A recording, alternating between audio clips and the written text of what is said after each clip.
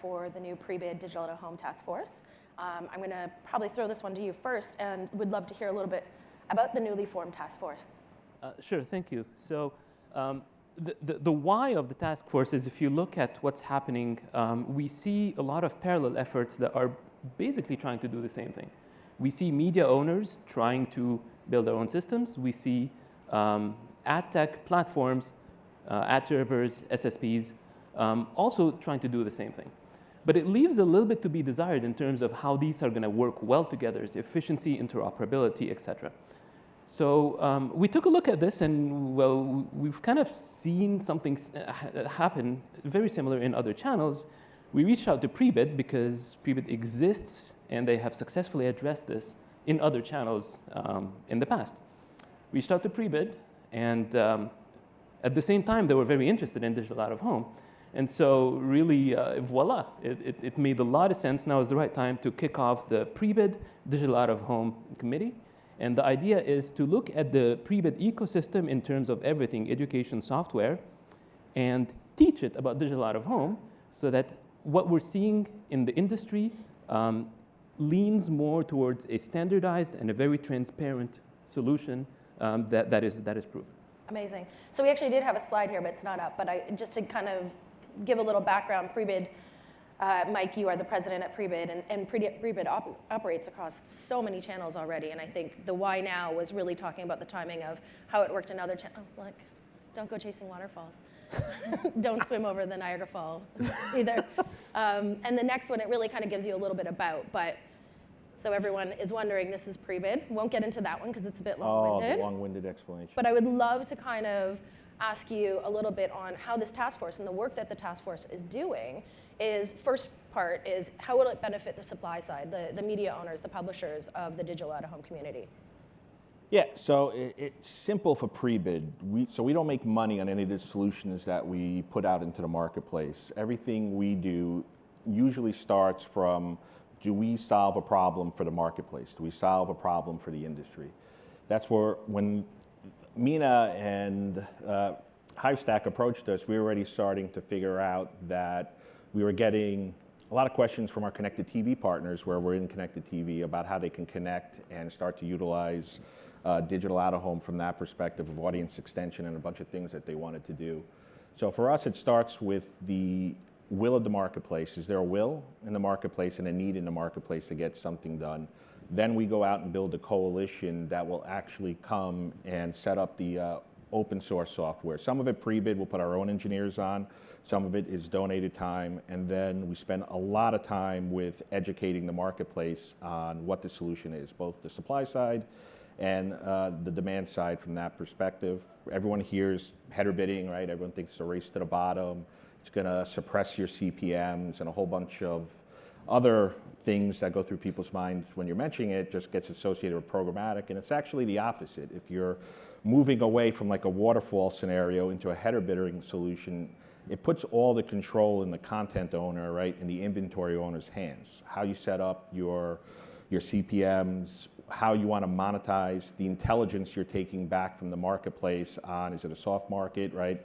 Is there a dearth of inventory? And how you apply that to your direct side of the business, it's the people that have success with us on other channels, that's the core of what they're doing with Prebid, that it works complementary to what you're doing on your direct side. This isn't about dropping your CPMs to 2 cents and throwing it out there. This is about maintaining your CPMs and allowing people that are, on the buy side, that are going to want to buy the way they want to buy, which is usually going to be hands-on keyboard from a programmatic perspective, allowing them to buy it, but that doesn't mean they have to buy it at a suppressed CPM. The value of your inventory is going to be based off the value of your property. I mean, it's just that simple. Has nothing to do with the header bidding solution, programmatic. You're a 10-cent property, you're a 10-cent property. You're a $30 property, you're a $30 property. All we're allowing from a pipes perspective is transparency, that you as the owner see who's touching your inventory. No one's going to be arbitraging your inventory. What you set as the CPM with your SSP partners, that's actually what's being achieved, right? So there's no arbitraging or markup happening that you're not aware of. So And it's a reciprocal too for the SSPs, right? When you're looking at the value of the inventory they're bringing in, and if you start getting into metrics and viewability and a whole bunch of stuff that the supply side can start looking at, and an SSP can determine the value of a publisher's inventory based off of what they see happening both with the buyers as well as with their publisher partners. So literally we exist to take out all the friction between that and allow the marketplace to accelerate growth, accelerate spend in a transparent way. Amazing. And so for on the other side, how does this benefit marketers, buyers who are looking to buy digital out of home?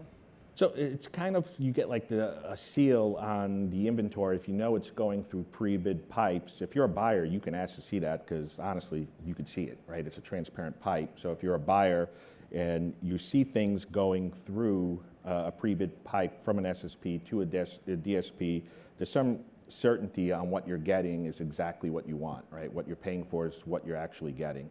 And you'll be able to transparently track that back as well, not just from a CPM perspective, but inventory perspective. Even from a data perspective, if you're using our data product, you're able to do that as well, right? And yeah, we have a cookieless solution that goes into the market that allows publishers to share their data with SSPs and DSPs anonymously that the buyer can buy, but once that buy is over, that number basically dissipates, right? It doesn't exist in perpetuity. No one can take it and scale it out or do any type of modeling against it.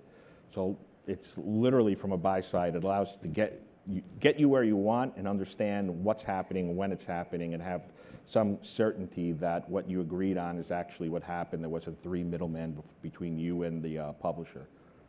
Yeah, amazing. And I think from an omni-channel perspective, it's really just allowing for buyers to continue to buy digital out of home in similar manner that they buy every other channel, right? Well, we're looking at it from an omni-channel perspective, particularly when you're connecting it to connected TV, that it's going to become an easier touch point to accelerate revenue for publishers. That if the buyers understand, how to utilize that canvas and that screen correctly, it'll start being attached and appended to connected TV buys, event buys, and a bunch of things that they're doing on their side. And it doesn't matter which DSP they're buying through because the pre-bid pipes go through basically every DSP in the known world, right? And from a publisher side, it allows you to toggle and control what you're sharing with those DSPs based off of everything from your margins to the CPMs, to the type of inventory or the type of deals you want to do with individual holding companies. Amazing, yeah.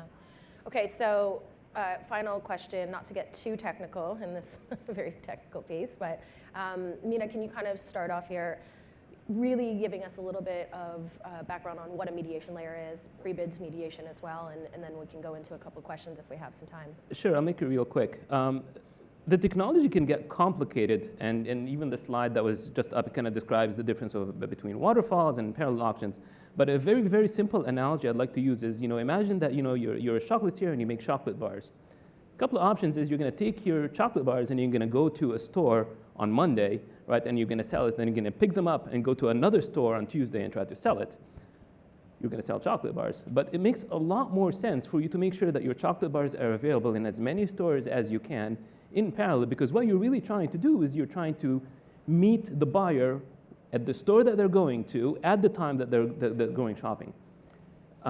This is really one of the better analogies I have for what a header bidder or a mediation layer is. It is on the publisher on the sell side, getting a fair, accurate evaluation of your inventory, and this needs to happen kind of in soft parallel real time. And so that is the heart of what we're building for digital out of home within Prebid. I love that. Mike, do you have anything to add? Well, yeah, anyone programmatic in the room knows mediation usually means waterfall.